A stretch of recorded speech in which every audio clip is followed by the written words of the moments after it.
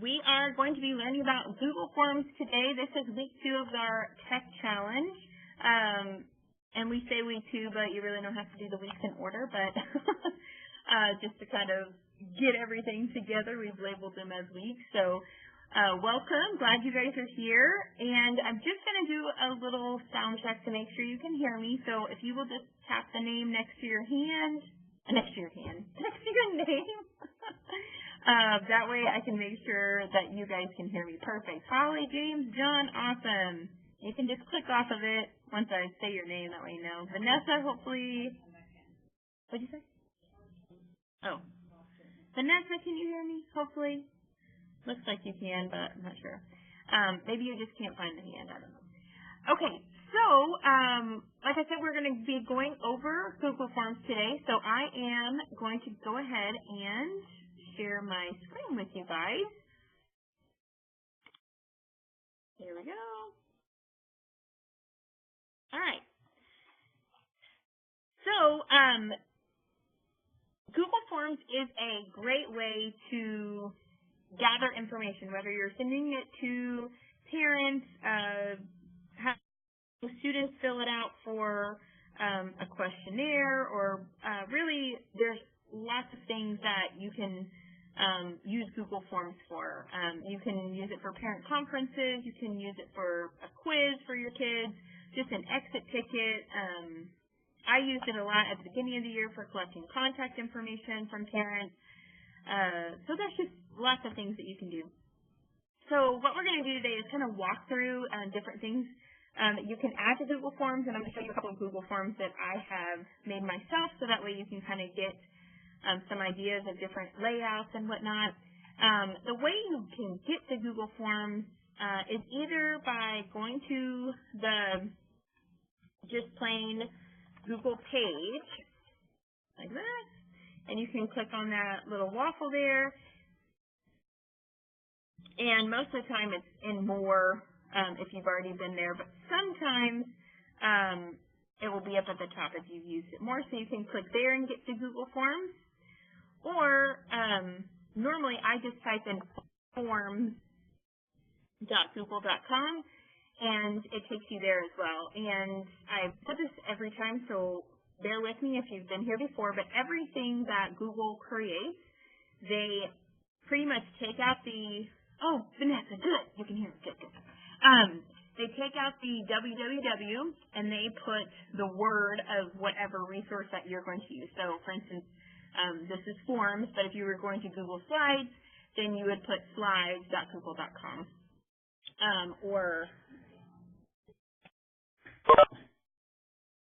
Oh, okay. Sarah said that I need to slow down talking. Oh, which, by the way, I'm Heather Miller, and Sarah Ogden is here helping. There is a little chat feature that you will see Sarah. It says, ask me if you have a question, because we kind of team up, because sometimes whoever's doing the webinar and is talking, it's hard to make sure that we catch all the questions that are going through. And please, please, please, if you have a question about something or an idea that you had and you're wondering how to do it or how it will work with whatever it might be, please put that in the chat so we can see that and share with other people or answer your question, because it's not fun just hearing our voice the whole time. So, all right, so she said slow down because there apparently are people coming in, but I'm just going to kind of go slow and maybe they can catch up. So you type forms.google.com, press enter, take you to the same screen. It shows up as docs.google.com, but it'll take you there. Same with Google Docs and Google Sheets. There are templates that you can choose from, so there's a whole template gallery. So if you are not quite sure where to start, or how the layout should be or whatnot, this is a great place to start. So they have them by education, personal, work, and some of them, like for instance job application, even though it's work, if you wanted to use that for your classroom, you could click on there and use that template for that. Or any of these, like the RSVP or the contact information, those are ones I've used with parents, like I mentioned before. The RSVP one I've used for parent conferences, which has been nice. So now these education ones are good as well. So you have where they make kind of like a worksheet, an assessment, exit ticket, or even just a blank quiz. What we're going to do today, though, is we're just going to start with a blank one because, you know, I just want you guys to see what it looks like if you had nothing on there. So we're just going to kind of just make a generic Google form, and then I'll show you how to turn the Google form into a quiz. All right, so I'm just going to label this one practice. Once you type the title in there, if I hit enter, or even just go on to the next line, it will automatically know that that title needs to go up here, but all you need to do is click and it changes it. Now, this is the name of the file that will be seen in your Google Drive.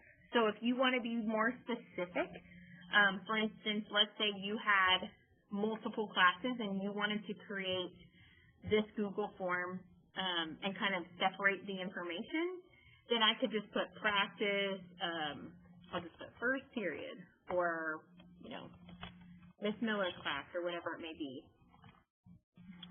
So, Kelly, welcome. So glad you made it. Okay. So, and I can title it like this. It's not going to change my title on the form. This title up here in the corner is really just for me. It's what I will see in my Google Docs, and no one else will see that unless I share it with a colleague, another teacher, or whoever. They will see that title. So this title down here is the one that everyone will see on the Google form. Okay. I'm going to go. Okay. I know some people that are coming in have their microphone on. I'm going to go mute it. That way you guys don't get feedback. Okay. All right. So now, the title under here is the form description. This is not a required part for you to put in there, but just an idea of some things you could put in there, or just directions. Maybe resources that the students can use, maybe page numbers, or if you are having parents, you know, fill out something, you could put a little thing about, you know, thank you for filling this out, please be as accurate as possible, or whatever it may be. Or it can just be something to help you out, like week 1 quiz, and put the date on there or something like that, so you can kind of remember. But that is a description that everyone who sees the form will see that. Okay, so the very first thing that it just kind of gives you a question right away that you can add on there. But there are lots of different options on how to add those different questions in there. So we're going to kind of walk through so you can see what they are. So for instance, if I type name, it's going to automatically change it to short answer because it thinks that it knows what I want. But if you type name but you really want it to be multiple choice, because maybe you have younger grades and you don't want them to spend time typing their name, you just want them to check it off, then you can change it to multiple choice. But it will automatically kind of act as though it knows what you want. So it's your title for the question right there, and then this, where it says short answer text, you don't type anything in there. That's what the students or parents or whoever you have it filling out. This little image right here means that you can add a picture, and you will see that image a lot on the questions that we're going to be adding. You can add it from your computer. You can even search from Google. So let's just say, I don't know, child. Yes, I am. I don't know. Vanessa just said yes, I am. I don't know what she said. Okay. Did you ask her a question? Okay. Okay, so let's just say, oh, there's a data land then. So you just select the picture, select on there, and then it will add that picture in there. And you can click on it, drag it, make it smaller. Once you click off of the blue lines, then you can see the 3 dots right here, and you can align it, you can change the picture, you can remove it, you can even add a caption. So this is great, like if you wanted to, she said, does it show on our end that she can't hear? Or whatever you asked her. Okay. Vanessa, if you can hear me, girl, you are good. Okay. I don't know what Sarah asked you, but if you can hear me, you're doing good. Okay, so the picture is going to add or short answer if you wanted them to just use a descriptive word to describe it, or if you just want to, maybe ask what colors do they see or whatever it is. So I can put on here, I'm just asking that question, what colors do you see? And so then they can fill it in there. If I think the short answer they need longer maybe, then I can change it to a paragraph, and that gives them more text. You can even see they try to emphasize it by using a longer line. The paragraph won't stop them. So sometimes, if it's their name, I normally do short answer, but most of the time I change it to paragraph just in case, they were typing something that, the text was going too long or something like that, it would still accept it. So that's if you wanted to add a picture on there, or if you wanted to put short answer, paragraph, whatever it might be, or you can just remove the picture and ask what colors, or what colors, I don't know, are your favorite. Now, I will say I'm going to change this back to name just to remind me and you that we need to put their name on there. You can do it where it accepts their email addresses. So you can get all of their usernames, but I don't know about you, but it's hard to remember all their usernames with their last names and all that stuff. So I would always make sure that your first thing that you add onto the Google form is name. So that way you can make sure you know who responded. And sometimes I have sent out Google Forms to all of my campuses and forgot to put name. So I get some great responses, and it's anonymous. So just a heads up from lessons learned by me that you need to put name on there. And as you will notice, I make myself laugh because I can't see your faces or your reactions. So I'm just letting you know that I will just say funny things to hopefully make this entertaining. Okay, now we're going to add another question. So we're going to go over here to the right where our options are, and we're just going to click that plus sign. We're going to add a question. We went over the first two, short answer and paragraph, but the next three are all similar. So I'm going to show you what they look like. So let's just say,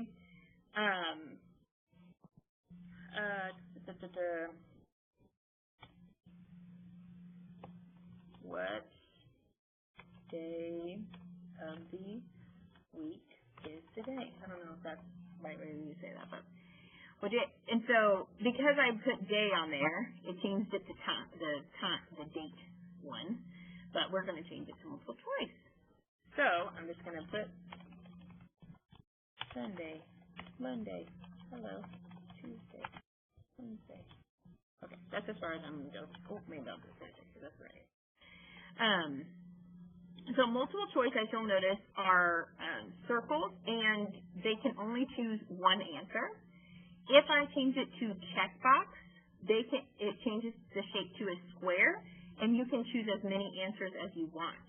The drop-down menu is similar to multiple choice, except it's put into a condensed menu instead of listed all out.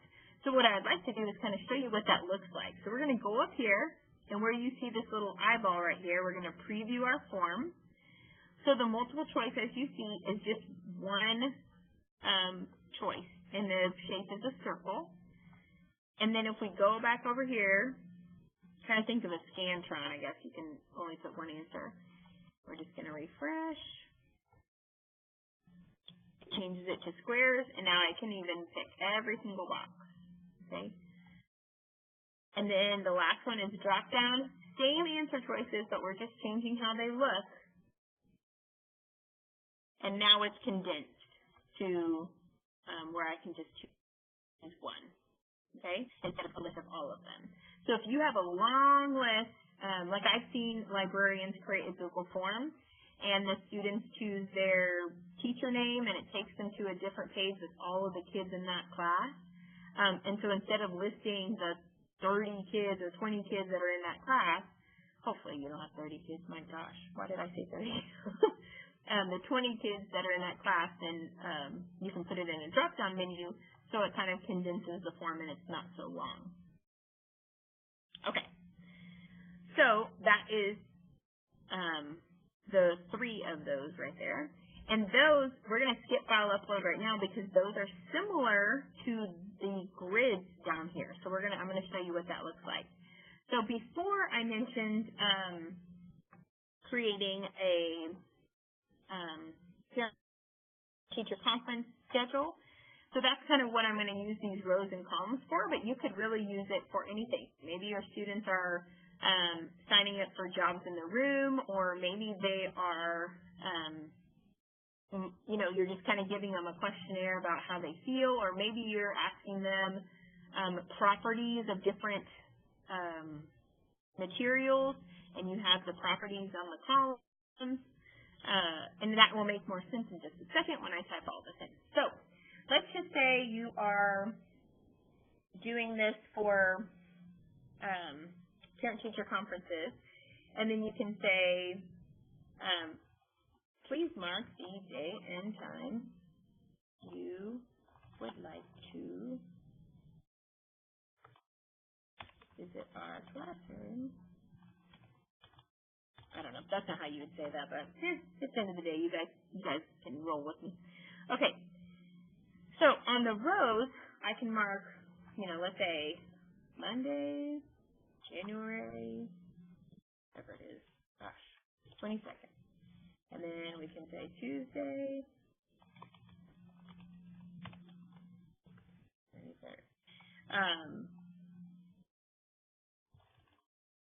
I'm just giving you a couple, oh gosh, couple of choices just so you can see. So the columns, and I can mark what time that I would like for them to come. So let's say Monday, Tuesday, Wednesday, they're all going to be after school.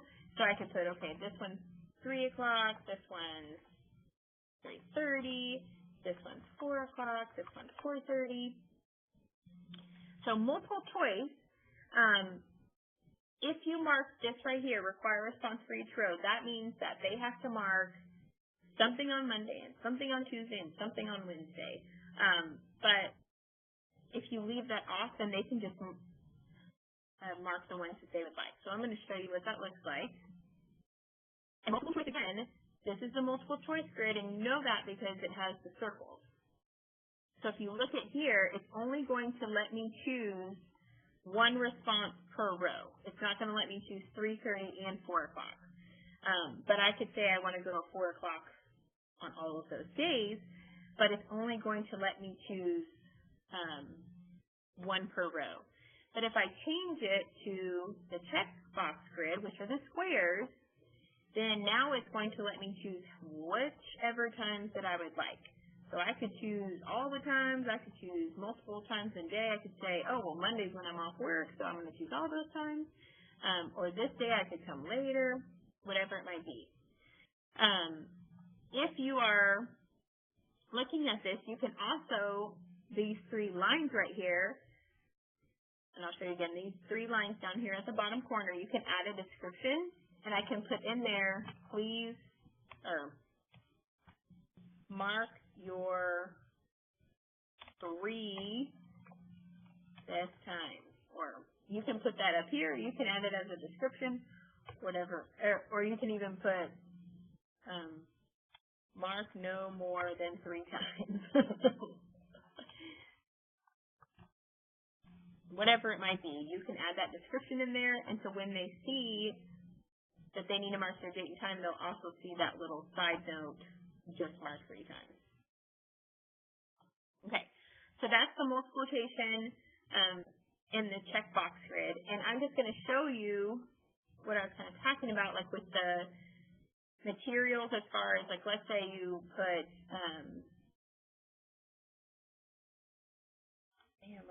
okay, so let's just say I was doing rock, sand, paper, rock, paper, scissors. Oh, man. Okay, so let's just say I would say boulder, even though that's a gigantic rock. We'll just go with it. They need to know boulder. So, and then in the columns I could put, this is hard, this is soft, this is, I don't know, sharp, whatever the descriptoring words are. I could put up here physical properties. So again, if they are circles, when they come over here, they're only going to be able to mark one per row. So I can mark that the rock is hard, but I can't mark that it's sharp as well. So if that's something that you want them to mark multiple on, then you can change it on there. But if they just have one answer per row, then that's the way you can do it. If you're changing this and making this a quiz, then you want to make sure that this part is turned on, so you have to mark one response per each row. Okay. I don't see any questions in the chat, so I am going to keep going. So if you have questions, please put it in there. All right. So I'm going to add another one. We skipped over file upload, and this is really going to give you the option for students to upload things from their Google Drive. So for instance, the form that we created for you guys to load all of your things for the different weeks, most of those we created with the file upload. So I'm going to just show you what that looks like in the preview real quick. Come on.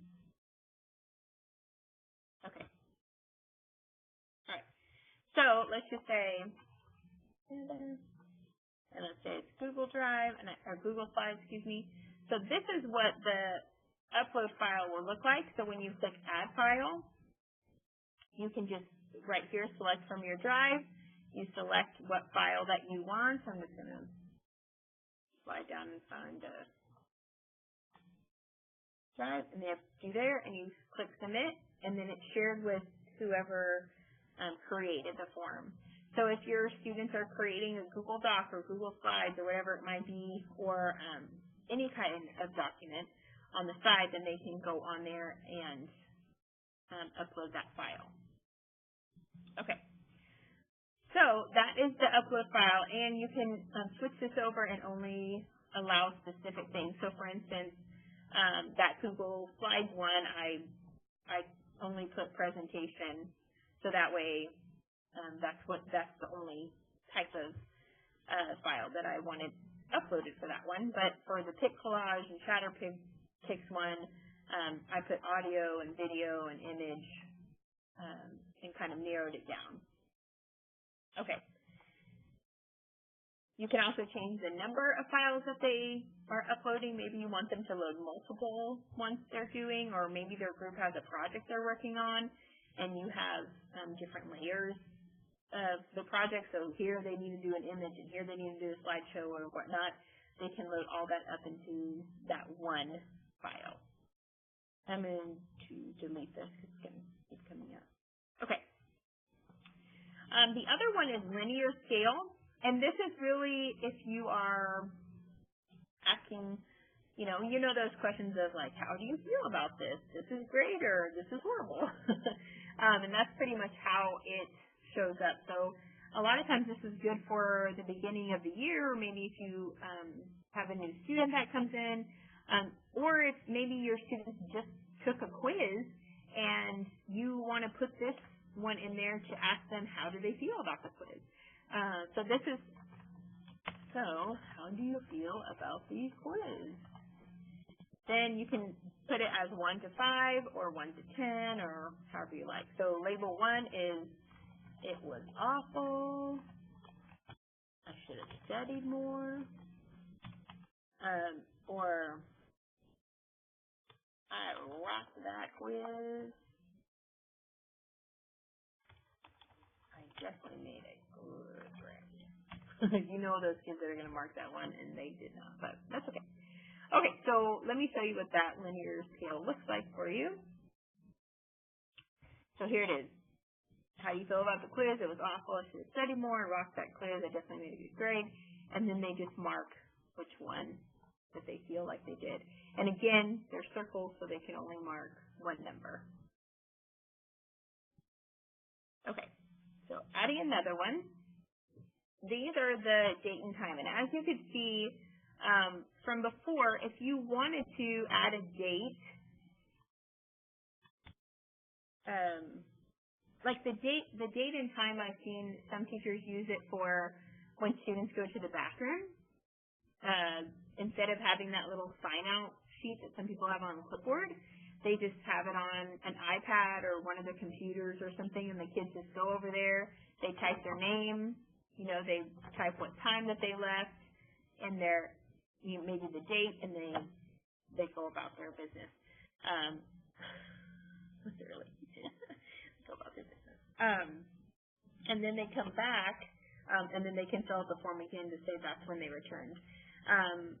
The other thing I've used date for is when they do parent conferences, and then you can put like, you know, when's the child's birthday or something like that. But it just ends up looking exactly like a date. You've probably seen that on multiple forms before. And they go there. Okay. Somebody said, I love that idea, but how do they return? You mean like when they return back from the bathroom? How do you know? Oh, okay.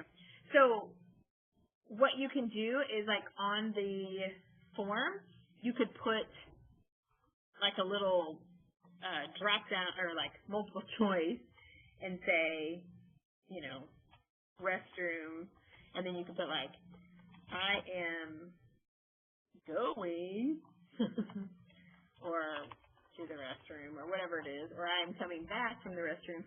And the great thing about first graders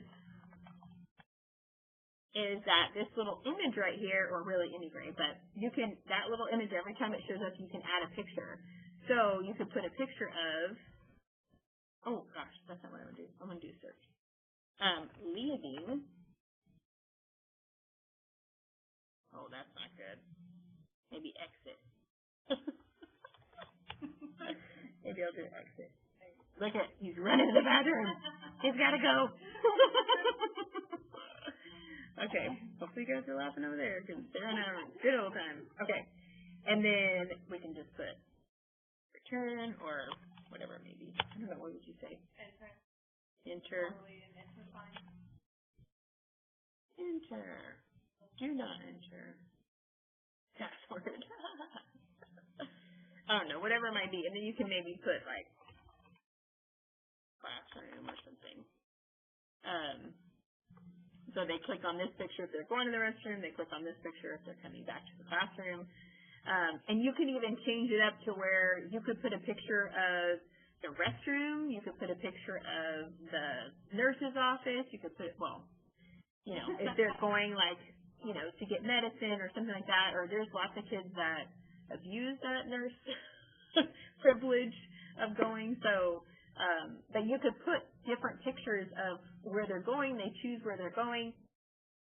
And so every time they leave the classroom, you have record of that. And I'm going to show you guys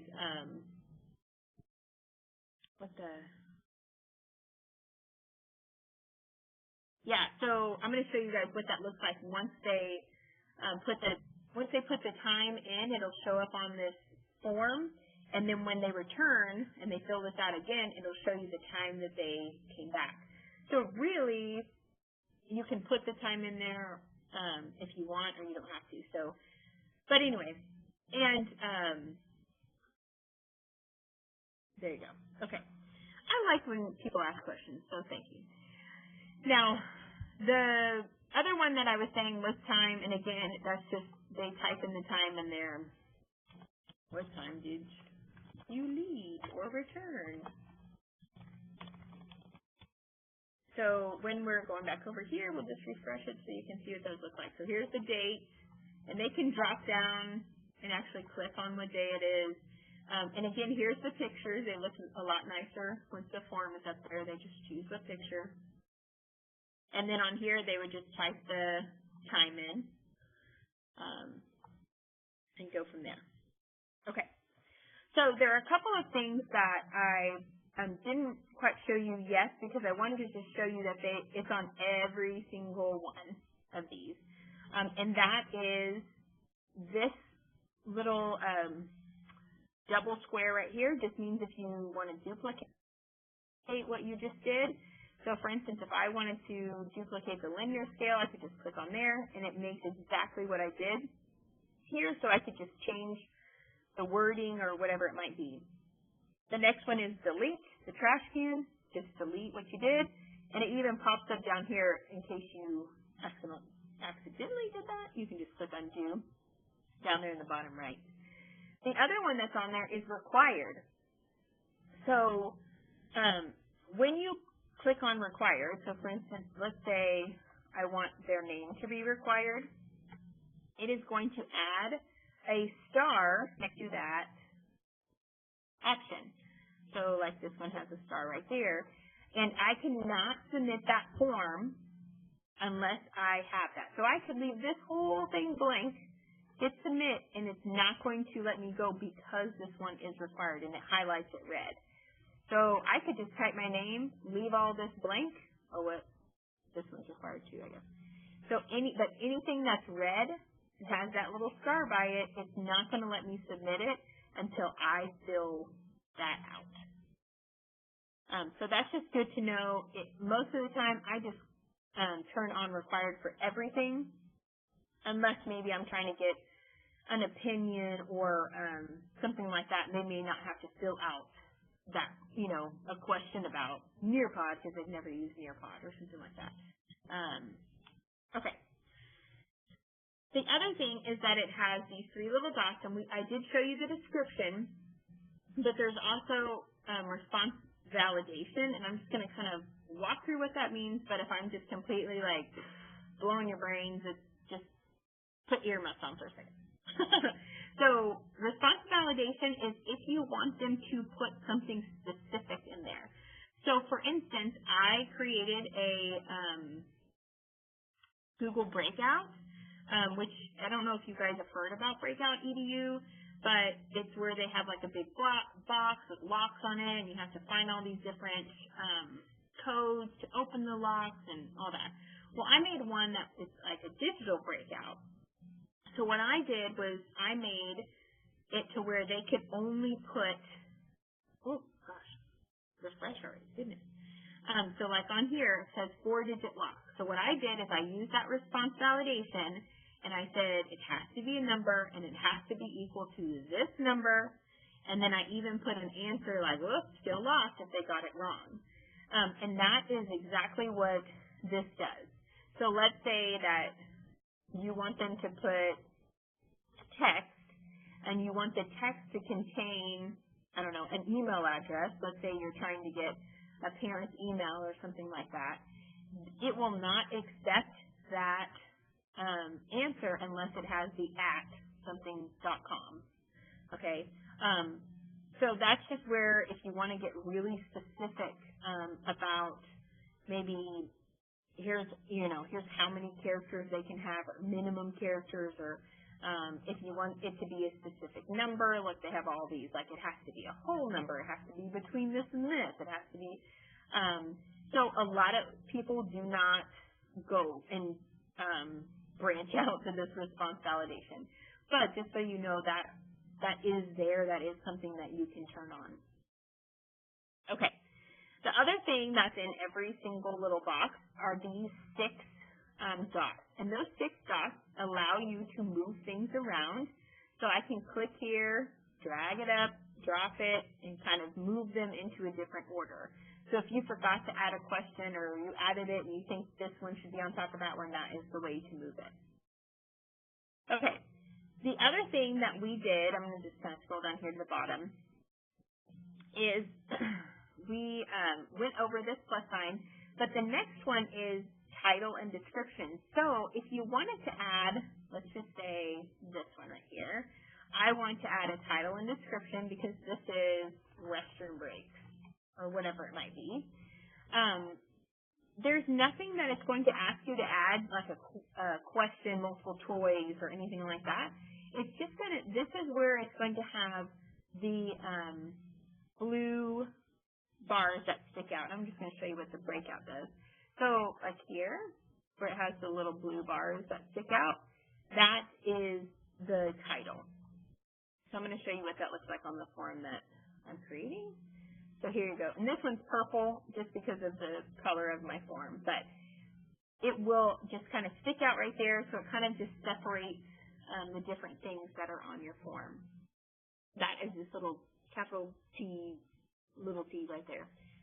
The next one is just you're adding a picture. So you don't want to question with this picture. You just want to add the picture. So maybe I'm just going to branch out and put restroom. So there we go. Decent one. Okay. I just want a picture of the restroom. I don't even need a title for the picture.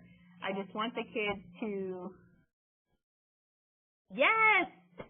Thanks, James. That's awesome, though. He said the restroom one gave him an idea to do, like, lunch count and attendance and stuff like that. That's perfect because it will keep it all on a spreadsheet. So it's wonderful when you go back and say, oh, yeah, you weren't here that day or you were here or whatnot. And their lunch count. Yeah, awesome. Great idea. Thank you for saying that. So here's where I can just add a picture, and it will just show up right there under my title. And again, you can kind of put it wherever. But if you really want to make your form visually appealing, especially for those younger grades that need that, you can put that on there. The next one is adding a video, and these are YouTube videos, and I would just make sure that before you send out the form to your kiddos, that they are able to see this video, like you're able to see this video without logging in to Google, because although most of the videos that we watch, they're educationally appropriate and all that good stuff. I say most, but they should all, right, be educationally appropriate. But when you put it on there, like for instance, at the end of the digital breakout, I put a little video that just says, I say that because I put this like, you did a video from Will Smith. Well, Will Ferrell. Well, the first time that I did the breakout, the students were not able to view that video because it was blocked, even though it's like 4 seconds long, but they couldn't view it. So I had to make sure that I was choosing one that, even though he's saying, yeah, you did it, congratulations, that's all he said, it wasn't approved for it by the district. So the way you can make sure to do that, make sure your video is approved, if you go to YouTube, you view the video, you know that it's appropriate, all that good stuff. I'm just going to choose like Pancake Man or something. Okay. Like here's head shoulders, not that you would put a 14-minute video on there, but see right here under here there's a blue line. It says video not approved.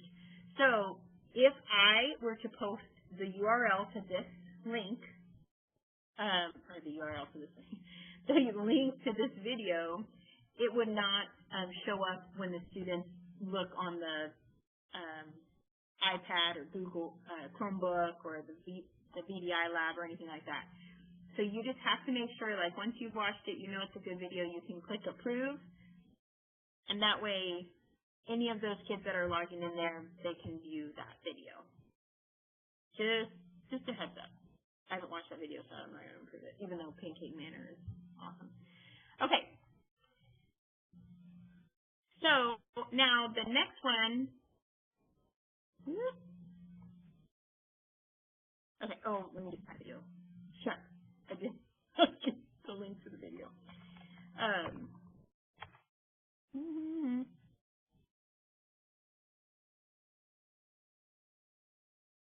I'll just show you how to search for it just so you can see. Okay. On here you can search, so like let's say you want them to watch multiplication. Most of the time the one that you saw you approved of will come up first because normally those are the ones that all the teachers watch, and so they're more popular. But just in case it doesn't, you can go to URL and you can type in that URL right there. But say multiplication, I've watched this video, it's great, so I'm going to click select, and then my little video shows up right there. And again, there's those three dots and I can align it and all that good stuff. Once I go over here, then it's there. The only reason why I would say to add the YouTube video by the link is because you would be able to see if it's approved or not approved by looking through YouTube and not through this. Okay, the very last one looks like the little equal sign is just adding a different section. So that's what we did when we created the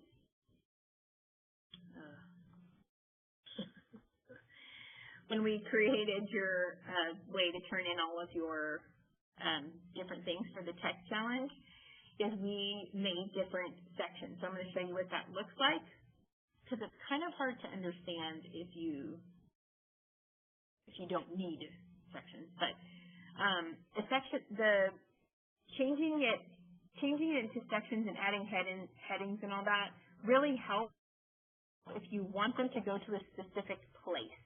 So, for instance, I made this to where you guys chose the challenge week, and then it sent you to a specific section.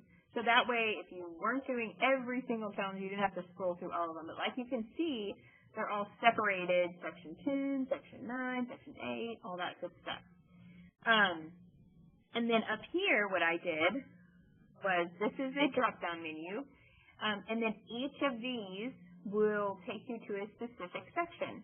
So that way, if you chose Twitter, it's going to take you to the section that we created for Twitter, and so on and so forth. So that is one reason why it's good to have the sections. If maybe the students are taking a quiz, and you put question 1, and they answered this, now this would be super challenging. Like not something I would want you to do on your first form, but just an idea to throw out there. But let's just say you really want to see where your kids are at, and you're saying, okay, well, what's 23 plus 27? And they answered, 400 or 410. Then you know that they're not carrying the 1, so then you take them to a different section that will give them a how-to on how to make sure that they carry the 1, if there's more, so on and so forth, okay? So you can really kind of break it down and take your quizzes even a step further so that if they get the answer wrong, they don't just keep answering the questions wrong. They go to another section that shows them a little how-to video, and then they're, taken back to question number 2. That, now they get a little refresher, they go back to question 2, and they're like, oh, okay, well, I need to solve it like this. And if they get it wrong, they go back to another how-to, or whatever it might be. But I will gladly help you if that is something that you're like, yes, I need that. I will help you and kind of walk you through how to do that. But just to kind of show you that's stuff that you can do, and you can take it to a whole nother level. All right. So when you fill out the responses, I'm just going to show you from this 9-week tech challenge here. You can see that we have 16 responses. So I can click on responses, and then I can see, who's all filled it out. Here are what most people have done, kind of people are turning right in. What people have turned in as far as the challenges, and here I can see all of the Twitter usernames. Here's the Google form links that they put in. Here's if they've uploaded something, and we can see everything that they put in there. Sometimes that works great. Visually appealing is awesome. Sometimes you want to see it by individual. Okay, I want to see what Allison's done. And other times, you just want to have it all on a sheet so you can print it out or you can look at it more linear. And that's where this little green box comes in. You can click on that green box, and it creates a spreadsheet for you. So that, and then, again, this is great for that attendance, lunch count, restroom break, whatever it might be. Because right here, as you can see, the timestamp. So we can see that Libby right now is working hard, and she's like turning in her Twitter and her Google Forms and all that good stuff. And we can see who's turned it in, and here's what they've done. And a lot of times I just like go through here and do this little roundabout guy so that they just put it all on one. But it's all in there. And when you add if we added another question on here, it would just automatically add it on there. And so if you later change it to something, it will change it for you. So it's just great because this is, like I said, at the beginning of the year, that's one thing that I used a lot for parents to fill out their information, and I had them all fill it out. I made that spreadsheet, and I put that spreadsheet in a folder for field trips, whatever it might be, just so that they have that information. So that's really cool. Okay, so hopefully you're still with me, you're bearing with me.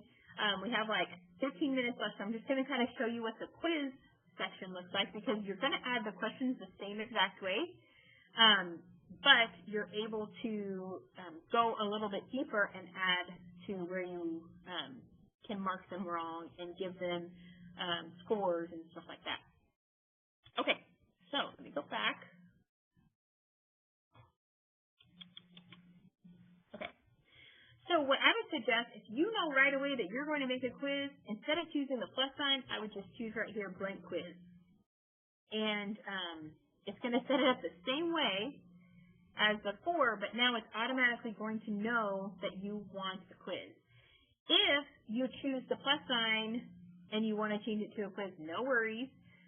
You can go to this little gear right here, and there's a quizzes option, and you can just turn that little puppy on right there, make this a quiz, and it does exactly the same thing. So either way. Now, this little gear right here also allows you to collect email addresses. A lot of times I leave that off because if you are having the students scan a QR code and get into your Google form, you don't want them to have to log into Google to get there. And if you say collect email addresses, it's going to have you do that. Also, if you say restrict to Northeast people, it's going to have them log in so they know it's Northeast. So if you're using Chromebooks, great. You can say restrict to Northeast, no problem. They log in, they're in.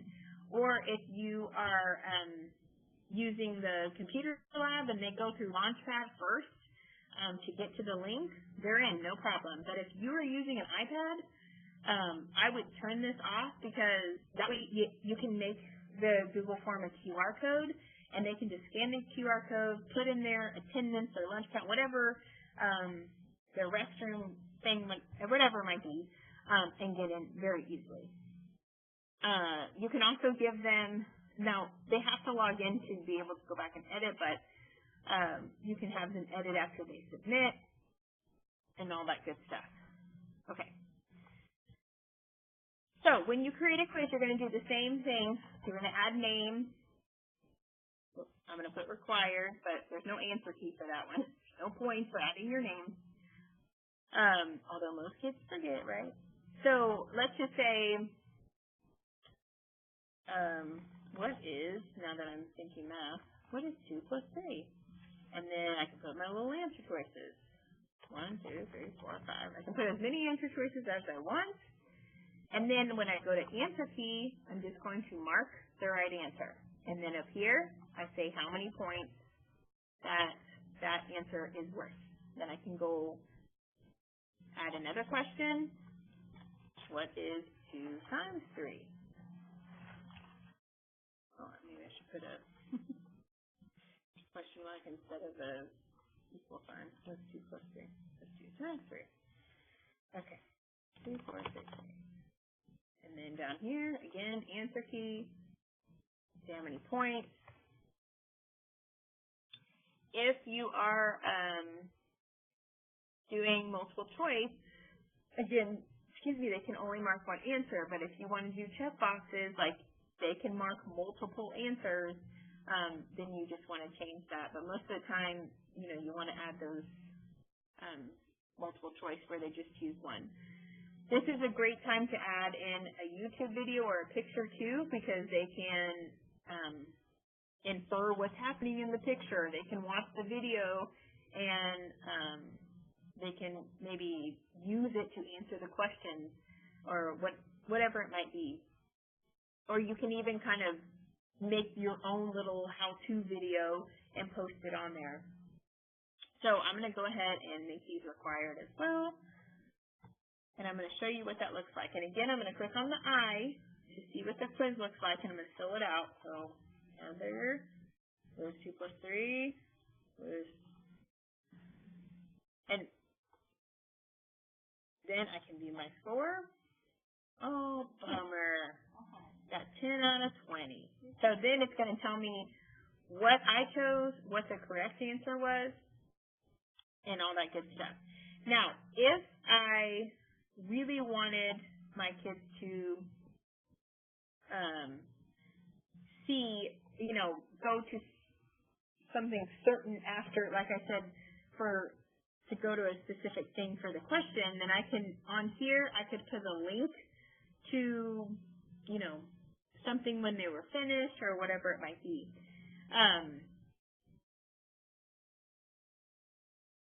Okay.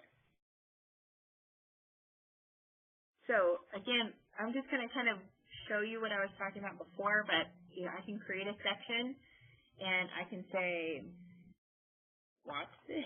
And then I can add a little video. How to multiply. And then watch this video. Maybe not want it to be 6 minutes long, but you can add whatever you want to be. And you can even, add start and stop times when you go to YouTube.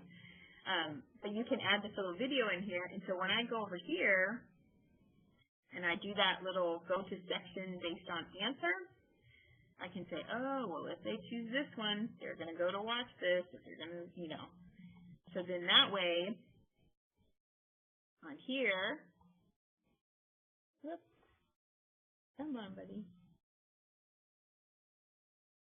Okay, so now when I go to view the quiz, I can say Heather. And I can say this is 5, but maybe I put this one as 4.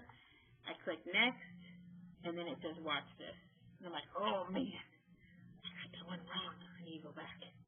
And then I change it, click next.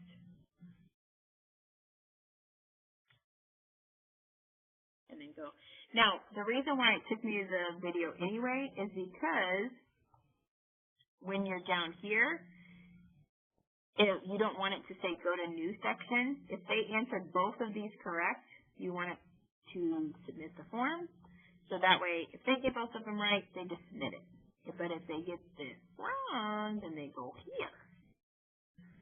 Okay. And then again, here's my responses, so I can see, how the kids are doing, what responses they did, all that good stuff. Okay.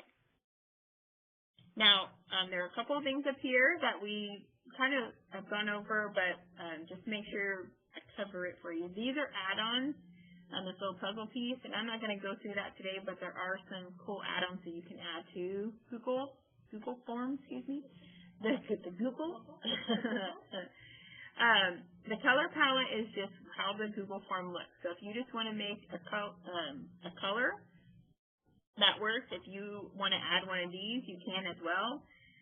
Now, I will say that most of the time, I like to just create my own backgrounds, as you can see with like the 9-week tech challenge and stuff like that. You see that specific background. So normally I just go to Google Drawings and I make it 800 by 200. I'm just going to show you. I don't know about you guys, but I'm a visual person. So Google Drawings is where I put it all in there, and I just changed the page setup. And if you don't know about this and it's blowing your mind, don't worry about it. But I'm just going to 800 by 200. And then it makes it big, long rectangle like that. And then I add what I want to add. So let's just say, I don't know, I'm going to add a shape just to add something. And then I just download it as a picture. And then when I go back to my Google form, I can use the picture, say upload, drag it in there, and voila, there's my square, or rectangle. It's beautiful. But see, there you go. So you can obviously make it more entertaining, add some words. But that's how you would do that. You can just kind of make it your own. Now, your way. Oh, yeah. Definitely would have been easier for you. So, now the other thing is you can make a copy of this. Like, for instance, I said at the very beginning, if you have maybe you're departmentalized or something like that, or you just want to make it different from year to year, you can make a copy and then just rename it for 2018 or 2019 or whatever it might be. Woo! I can't even say 2019 right now.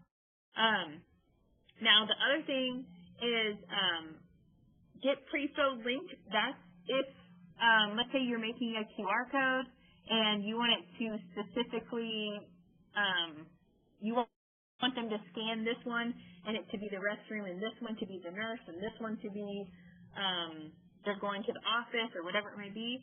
That's that get pre-filled link. So you would mark whichever one that you would want. So when they scan that link, that code, it would take them to that specific one. It's already filled in and already says going to the restroom, already says going to the nurse. That's it. You can add collaborators, so that's just like you would do for anything Google. You can add any of your teammates to help you out with your form. I wouldn't worry about these two.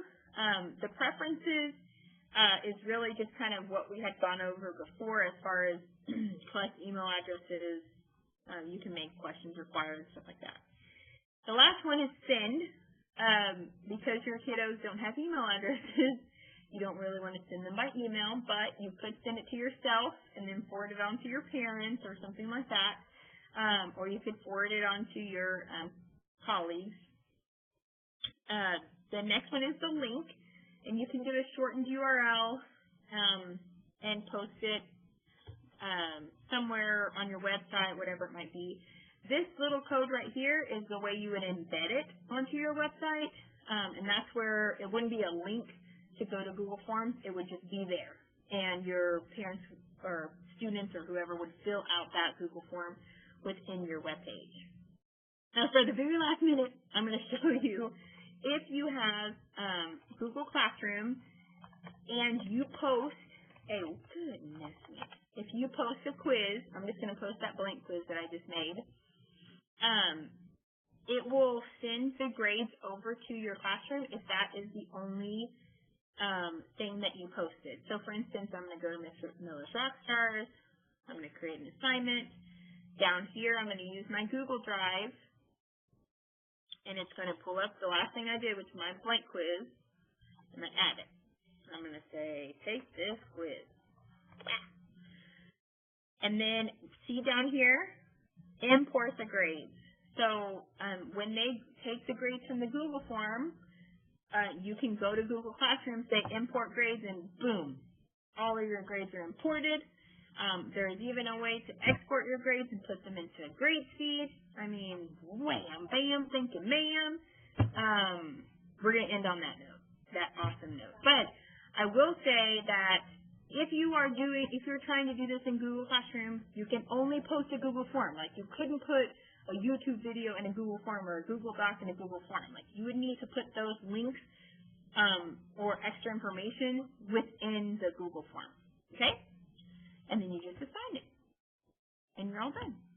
Okay. So that is kind of the big hullabaloo, all the good stuff about Google Forms. If you have any questions, please let me know or let Sarah know, and we will be happy to help you as you create your own. Thank you guys so much for coming. We'll stick around here for a few minutes just to see if there's any questions. But please don't leave yet. I'm going to put a link to our Google Forms to help you sign into this class. Oh my goodness, I almost forgot. Okay, here we go. Please fill out this link, and then you guys are good to go. Thank you for sticking around with us today. You are awesome sauce, and we will see you guys later. Bye. Bye.